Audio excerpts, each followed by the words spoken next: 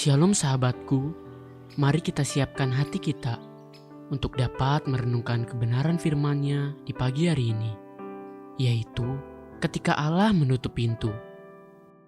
Mari kita buka Alkitab di dalam kitab 1 Raja-Raja 21 ayat 14-16 dan ayat 25 sampai yang ke-26. Setelah itu mereka menyuruh orang kepada Isabel mengatakan, Nabot sudah dilempari sampai mati. Segera sesudah Isabel mendengar bahwa Nabot sudah dilempari sampai mati, berkatalah Isabel kepada Ahab, "Bangunlah, ambillah kebun anggur Nabot, orang Yezreel itu, menjadi milikmu, karena Nabot yang menolak memberikannya kepadamu dengan bayaran uang, sudah tidak hidup lagi, ia sudah mati." Segera sesudah Ahab mendengar bahwa Nabot sudah mati, ia bangun dan pergi ke kebun anggur Nabot, orang Yezreel itu, untuk mengambil kebun itu menjadi miliknya. Sesungguhnya tidak pernah ada orang seperti Ahab yang memperbudak diri dengan melakukan apa yang jahat di mata Tuhan, karena ia telah dibujuk oleh Isabel, istrinya.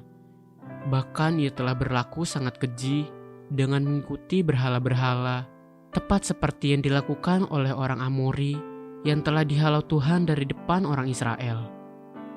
Sekali peristiwa, seorang raja Israel, Ahab namanya, melihat sebuah kebun anggur milik Nabot yang juga adalah harta peninggalan milik pusaka keluarga Nabot. Kebun anggur Nabot letaknya persis di samping istana Raja Ahab. Jadi tentu sangat masuk akal jika kebun anggur itu diinginkan oleh Ahab, supaya menjadi kebun di mana Ahab bisa duduk-duduk sarapan tepat di samping istananya, sambil sesekali menikmati buah anggur langsung dari pohonnya. Pada saat Ahab menanyakan tentang kebun anggur itu untuk dibeli dari pemiliknya, Nabot, kemudian Nabot menolaknya dengan halus. Beginilah perkataan Nabot, 1 Raja-Raja 21 ayat 3. Jawab Nabot kepada Ahab, "Kiranya Tuhan menghindarkan aku daripada memberikan milik pusaka nenek moyangku kepadamu." Nabot tidak bisa menjual tanah pusaka milik nenek moyangnya. Namun hal itu membuat hati Ahab kesal dan kecewa. Drama kebiadaban Ahab dan istrinya Isabel dimulai saat itu. Dengan rancangan busuk, Isabel bukan hanya mau merampas tanah pusaka tersebut, dia juga akan mencelakakan Nabot, dan semua itu diketahui oleh Ahab. Namun Ahab ikut saja dalam proses kemaksiatan Isabel, sebagai bahkan pihak yang diuntungkan. Pada saat saya membaca ayat-ayat ini, saya diingatkan ketika Daud hendak membeli tanah pengirikan milik Araunah orang Yebus. 2 Samuel pasal yang ke-24. Daud atas perintah Tuhan pergi untuk membeli tanah tersebut dari Araunah untuk mendirikan mezbah bagi Tuhan.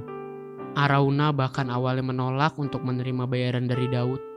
Bahkan lembu sapinya pun dia serahkan untuk dijadikan korban bakaran, dan kayu pengirikannya untuk dijadikan kayu bakar untuk korban bakaran.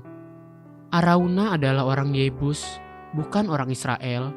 Tinggalnya bukan sebagai bertetangga dengan Daud, tapi ketika Tuhan memerintahkan Daud melakukan sesuatu, Tuhan menggerakkan hati Araunah untuk go along atau turut serta dalam rencana tersebut. Pelajaran sederhana dalam perenungan kita hari ini, jika Tuhan membuka pintu, tidak ada seorang pun yang dapat menutupnya. Namun jika Tuhan menutup pintu, tidak ada seorang pun yang dapat membukanya. Wahyu 3 ayat yang ke-7-8.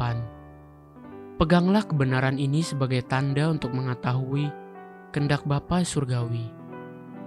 Belajar untuk berani berkata di dalam doa-doa kita, "Bapakku, jika yang aku inginkan ini bukan kehendak-Mu, tutuplah pintu bagiku.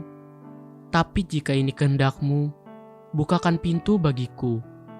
Dengan demikian, kita akan menjadi tenang dan tidak perlu hancur seperti Ahab. Haleluya. Sahabatku, mari kita sama-sama berdoa. Terima kasih Bapa Surgawi, aku mengerti sekarang akan apa yang menjadi kebenaran firman-Mu. Ajari aku ketika pintu keinginanku tertutup bagiku, biar aku tetap bersyukur kepadamu dan selalu mau ikut rencanamu. Amin. Jesus loves you and so do I.